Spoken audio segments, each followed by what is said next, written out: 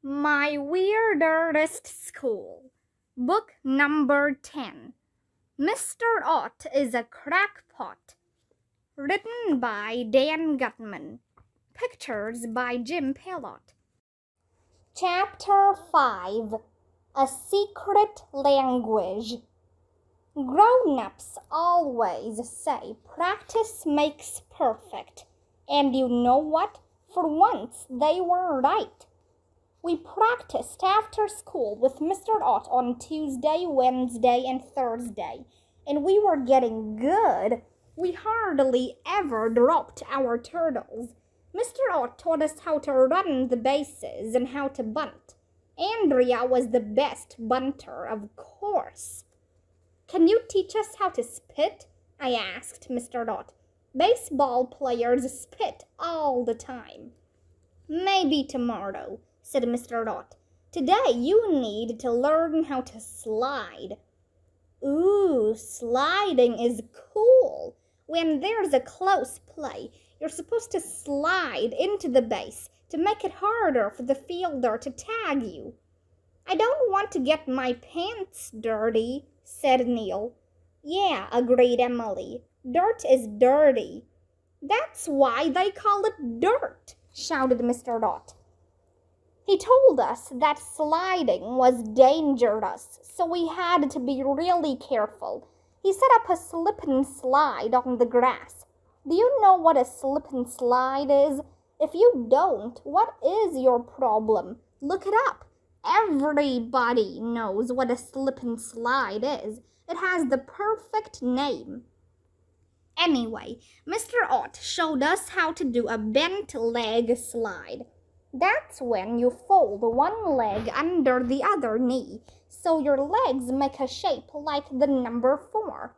Then you slide on your butt and touch the base with your toe.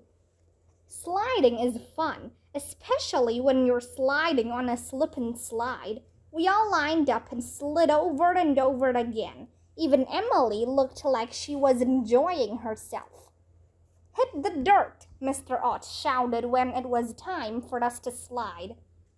After a while, we were getting good at sliding. Andrea was the best slider, of course.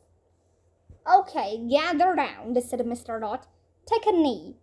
"How can we take a knee?" I asked. "Knees aren't removable." "It's just an expression, Arlo," said Andrea. I knew that. I was just yanking Andrea's chain. We all gathered around Mr. Ott like a football team in a huddle. He lowered his voice to a whisper. "Okay, you kids have mastered the fundamentals," he said. "Now it's time for me to teach you some signs." "Signs?" we all said. Nobody knew what he was talking about. "It's like a secret language that only we understand," said Mr. Ott. "We don't want the Dirk team to know what we're planning to do." Secret languages are cool. Our bus driver, Mrs. Cormel, invented her own secret language. You can read about it in a book called Mrs. Cormel is Not Normal. "When I touch my nose," Mr. Ott said as he touched his nose, "it means swing at the next pitch. And if I touch the brim of my cap, it means bunt to the next pitch. Got that?" We all got it. "If I tug on my left ear," Mr. Ott said as he tugged on his left ear, "it means take." "Take what?" I asked. "Take the next pitch," he replied. "Where should we take it?" I asked. "Taking a pitch means you don't swing at it, Arlo," Andrea told me, rolling her eyes. "Oh, why didn't he say so?" "If I put my hands on my hips," Mr. Ott said as he put his hands on his hips, "it means steal a base." "Stealing is wrong," said Alexia.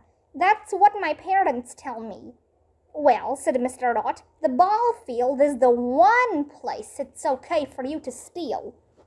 "Cool. It's sort of like when your grandma gives you a horrible sweater for your birthday and you're supposed to say you like it.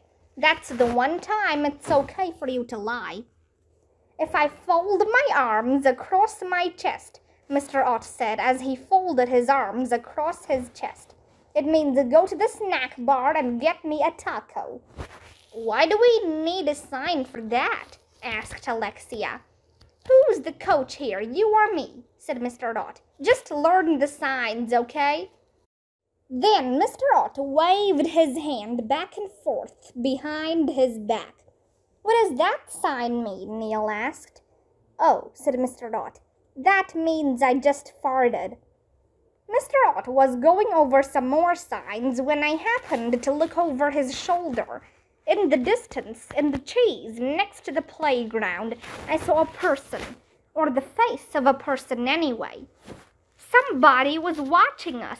I couldn't even tell if it was a man or a woman. The person was looking through binoculars. Hey, look, I shouted, pointing to the trees. Nobody was there. Chapter 6. Puppy Dog Faces. Everybody turned around to see who was watching us from the trees. Who was that, AJ? Asked Ryan. I don't know, I replied. All I saw was a face with binoculars in front of it. I bet it was Morgan Brocklebank, Andrea said. She was spying on us. Why would she do that? Asked Emily. She was trying to steal our signs, said Mr. Ott. It happens all the time. Those dorks will do anything to win, said Michael. Now I really want to beat them. We were all angry. We were even more angry the next day when Mr. Klutz came into our classroom and told us that Dirk's school had raised over $200 to find a cure for freckles. Wait, tell me again why we're raising money to fight freckles? Asked Alexia. There's nothing wrong with having freckles, said Ryan. That's a dumb charity, said Neil. I like my freckles. Me too, but we can't let Dirk win, said Andrea. We have to raise more money than they do. Mr. Klutz got permission for us to set up a table outside the Piggly Wiggly supermarket. He also got donations of food from Porky's pork sausages and Jiggly Gelatin, so we could sell their products and raise money.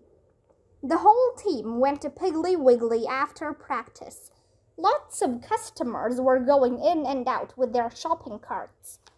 Okay, let's work on our puppy dog faces, said Andrea. Why? Asked Emily. Because if anybody says they don't want to buy food from us, we can put on our puppy dog faces. Andrea was right about that. Grown-ups can't resist a puppy dog face. A lady came out of the Piggly Wiggly, pushing her shopping cart. We jumped in front of her. We're raising money to fight freckles, Alexia said. Would you like to buy some Jiggly Gelatin? I'm sorry, the lady replied. I don't like Jiggly Gelatin. But it's for charity, Ryan told her. No, thank you. It's only $1, said Emily. We all put on our best puppy dog faces. Please, please, please. Okay, the lady said. I'll take a box. Yay! Thank you, Alexia said when the lady took $1 out of her purse. A man came out of the Piggly Wiggly carrying 2 shopping bags. We're raising money to fight freckles, Neil said to him. Will you buy some Porky's pork sausages? I'm allergic to pork, the man said as he walked by. But it's for charity, Ryan told him. No thanks. It's just $2, said Emily. We all put on puppy dog faces. Please, please, please. Oh, all right, the man said as he took the bills out of his wallet. Give me one. Yay! A husband and wife came out of the Piggly Wiggly. They were pushing a shopping cart with a baby sitting in the front. We're selling Porky's pork sausages and Jiggly Gelatin, Andrea said. Will you buy some? We're in a hurry, the lady told us. It's nap time. May I show you a short video? Andrea asked. Andrea took out her smartphone and held it up for the husband and wife to see. It was a video that Dark School had made. The voice of Morgan Brocklebank played over sad music and a film of a little girl with tears running down her face. Do you know anyone who has freckles? Said Morgan Brocklebank. Every night, little Susie goes to bed with freckles. Millions of people suffer from freckles every day. They have no hope. But it doesn't have to be that way. With your help, we can fund research and wipe out freckles in our lifetime. Just pennies will make a difference for little Susie and other kids like her all over the world. I'm not giving money for freckle research, the husband said. We put on our best puppy dog faces and said, please, please, please. The wife looked at her husband. She was making a puppy dog face too. Honey, it's for charity, she told him. Okay, he groaned. How much? Just $1 for a box of jiggly gelatin, I told him. He pulled $1 out of his wallet and gave it to us. Yay! We sold tons of Porky's pork sausages and jiggly gelatin. Nobody could say no when they saw our puppy dog faces. After an hour, we counted up the money. We had raised $268. That's almost $1 million.